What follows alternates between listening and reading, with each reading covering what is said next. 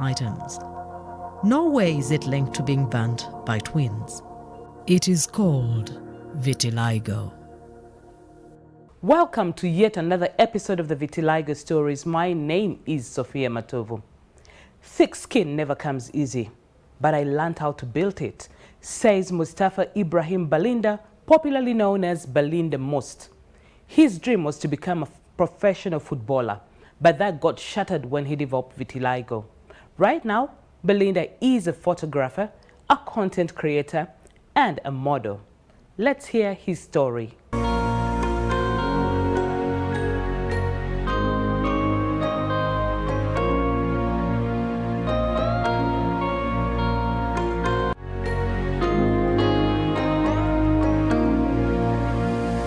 My name is Mustafa Ibrahim Balinda, also known as Balinda Must, which I created as my personal branding name for being a vitiligo model. I am 26 years old. I'm a photographer. I'm living with a skin condition called vitiligo, which I didn't know and which has no medical cure. Vitiligo started at the age of 6 years, but then by that time I didn't know. It started as a small spot under my left armpit around here. That's when it started. So, but at first I didn't know about it since I was young. I didn't even share it with my parents. But as time kept on going, it started spreading, coming all over my chest. Then I shared it with my parents. Then they got concerned, but we thought it was just like a skin change that it will eventually disappear. So my mother helped me to give me some kind of medicine just to apply, but then we didn't see any change that was there. Then we got more concerned and we had to go for checkup.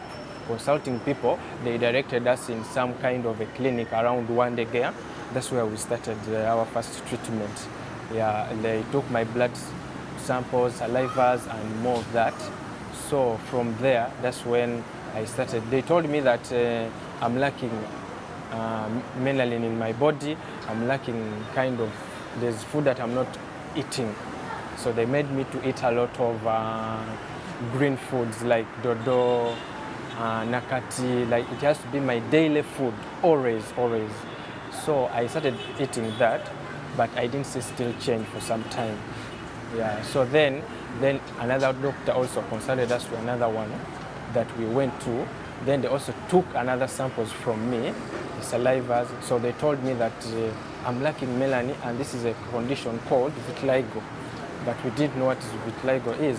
So they told us vitiligo is where you see your skin becoming with white patches, as you're seeing it here, the one that I'm having, for example.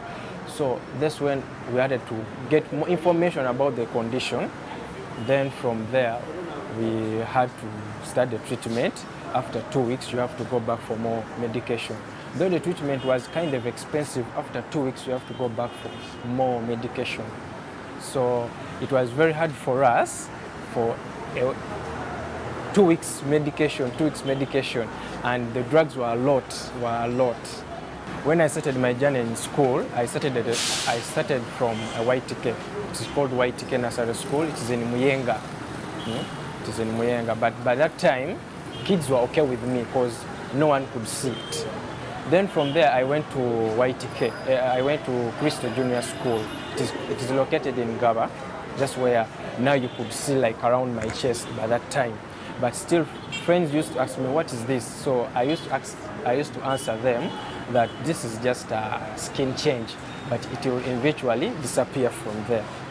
Then when I went to my secondary, it was called Standard High in Zana. Then that's where I started seeing a lot of challenges. People looking at you different, friends don't want even to share with you minor objects like a pencil or even a ruler. So I used to sit behind the bench. I was the last. I was I was sitting alone. My fellow students thought that it can be spread easily. So that's why they were very fearing even to sit with me. But then it made me lose confidence in me, making me lose even focusing on my studies. So I even felt lonely, no one is friendly with you. Then I decided even drop out of school on senior 2. That's why I dropped out of school. Then I went back home. I sat home for a while, then like doing nothing, like just my parents were supporting me, at least try to finish up to Form 4, but I couldn't sit for more other 2 years in that pain again. So me sitting with them, and we had a good conversation with them, they knew what I was passing through, so they decided at least to support me and handle me properly, so they were okay me stopping in senior 2. Then from there I was just sitting home helping my mom with housework. Then that's when I got an activity of doing at home, basically like poultry farming, like a small space. I started poultry at home. So because I love a lot of hens. So my first hen, I told my father, get me a hen that is having like white and black patches just like me. So when he went, he's always in movements like safaris, so he got me a hen, like it having white and black patches. I was very happy. So I started with 3 hens, but eventually in time I went into 20 hens. Yes. Then from there, he tried to at least put me in activities like institutions, tried to make myself busy, but it all failed because I was now used to being home, that lonely life with the people whom I'm living with, they're okay with me. Then from there I also started, I got another job in Mukwana Kid selling clothes, but still I was very afraid getting out. I was very afraid.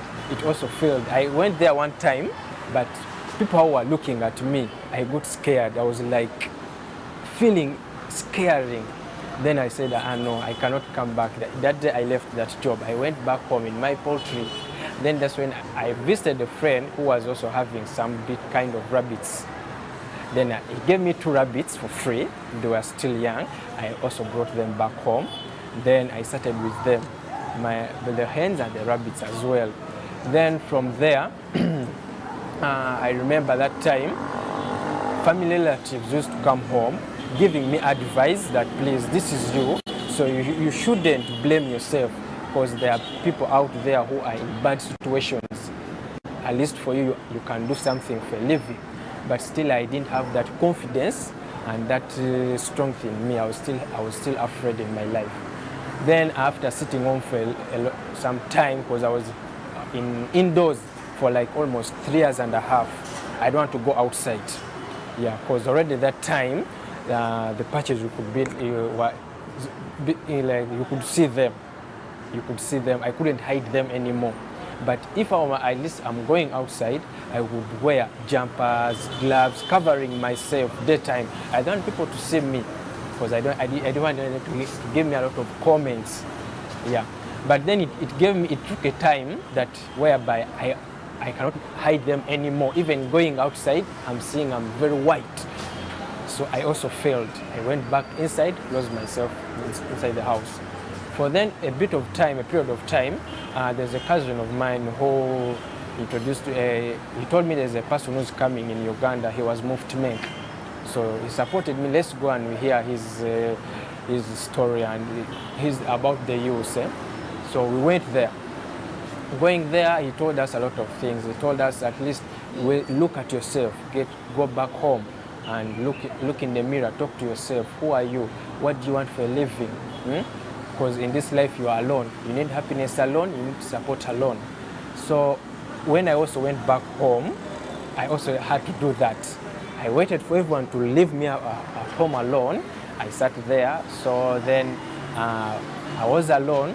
I had to go in the mirror for the first time, open myself and see my skin, talk to myself, but who am I? If I can stand up here and come into a mirror, I have a dream to purchase. Yeah. Then it wasn't easy for me at first. So I decided, let me go today to the shop and buy something. I had to buy a matchbox. Let me go just like this, how I am. I went the first time. Oh my God, people looked at me.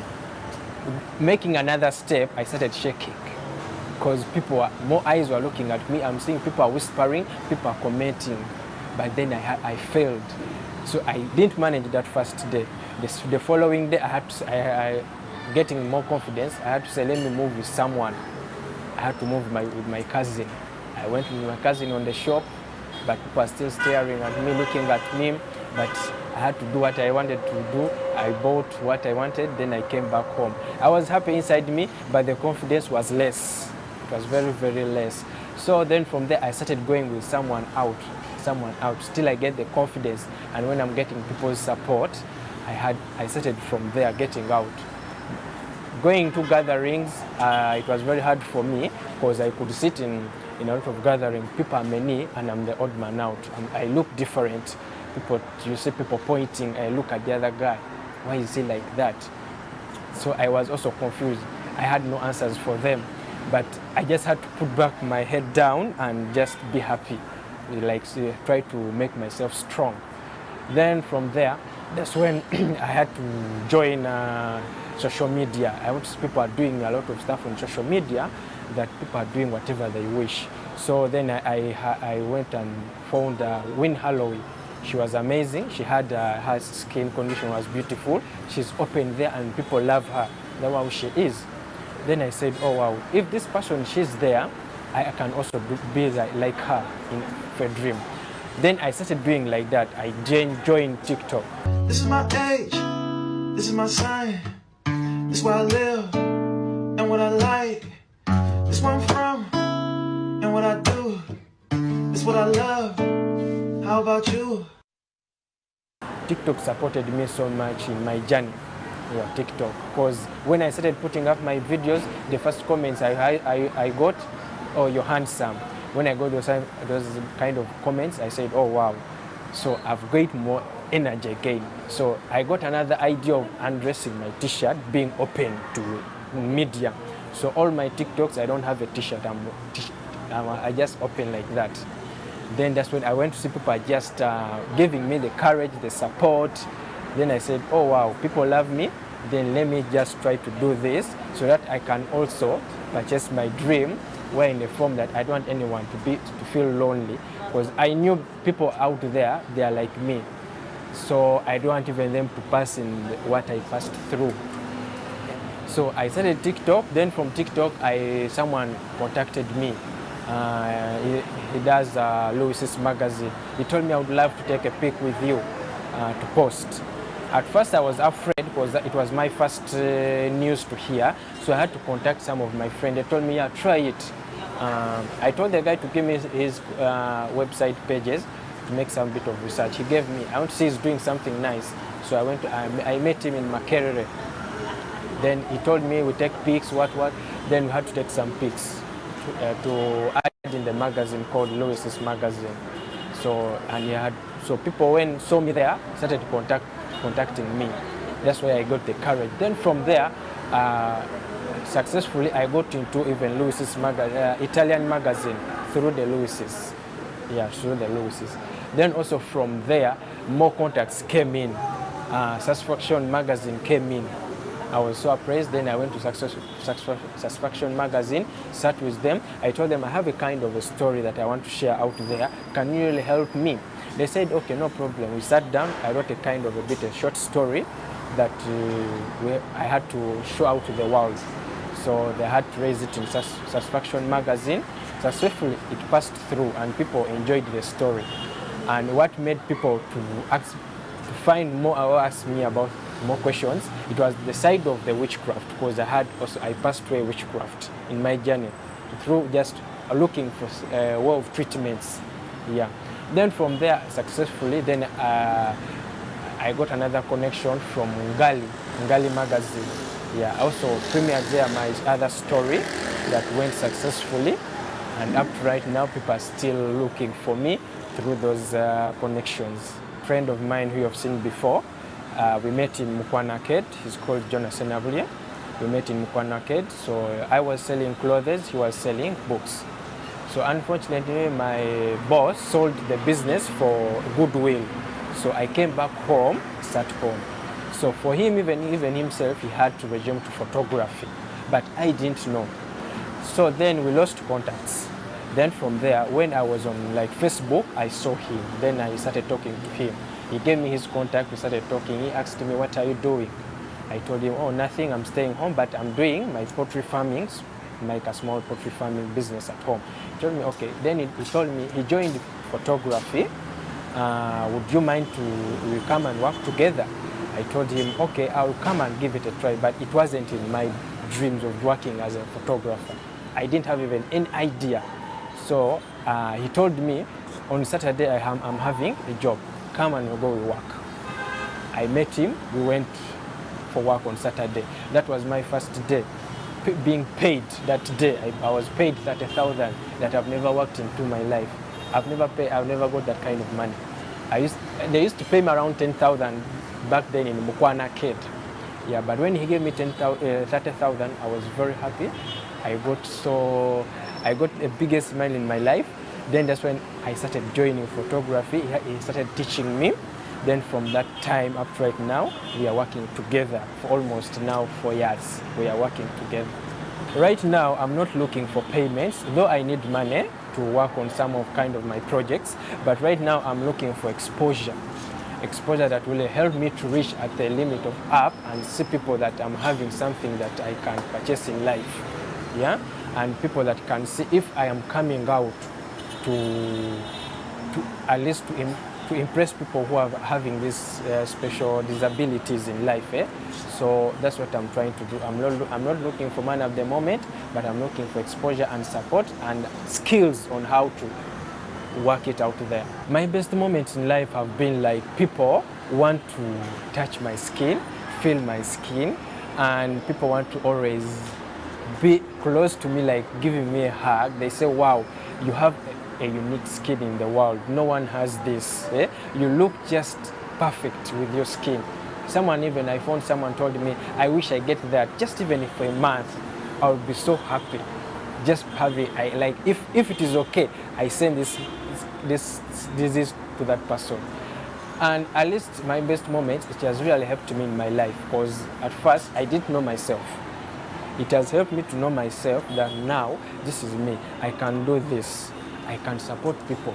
I can motivate someone out there, because I don't want someone to pass in a situation that I've passed through. Okay, at the moment, I don't apply anything completely. I do not.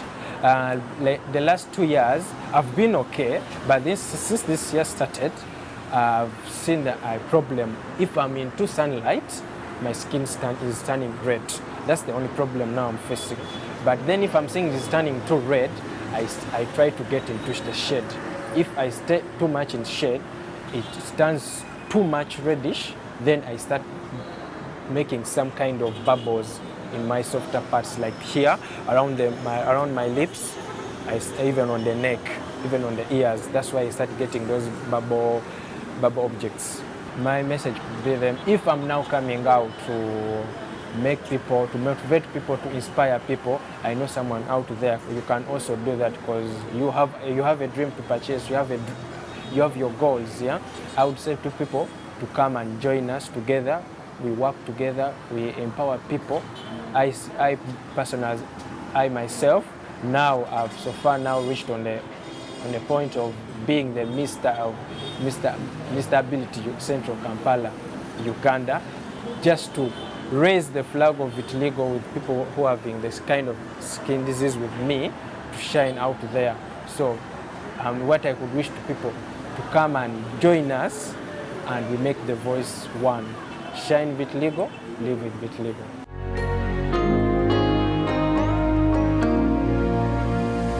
My favorite photos that made me famous out there, it was this one, kind of like this. Yeah, it was this one that made me famous. Yeah, this one. And my second pose that made me famous was this pose that I was just like this. It made me so famous. People loved it so much. Yeah. Since I'm a photographer, I do a lot of research on media to see if my client has come in a studio, what are the kind of poses I have to give to that person, and which kind of a shoot needs that for that person. So I try to make research. I myself, I go to researches of vitiligo. I make research, then I find. But other poses just comes from my head. I even find myself doing something, even if I don't know, but I find I've done it from there.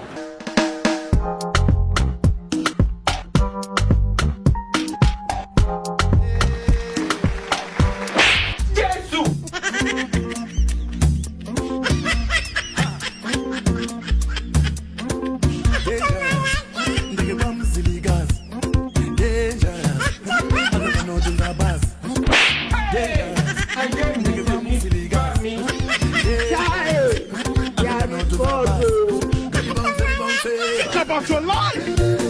You are a failure. You are a failure. You can never make it. You can never. You know you cannot make it. As you have heard from Balinda's story, he used TikTok by posting himself shirtless, and he got positive reactions from the public because I guess the platform is full of people who are out to have fun, happy people. This gave him confidence to accept that he's different and it is fine. He is so full of energy and always very happy and supportive to all the others. He's actually one of those people who is out trying to support other people living with vitiligo to accept who they are. That is all we had time for today.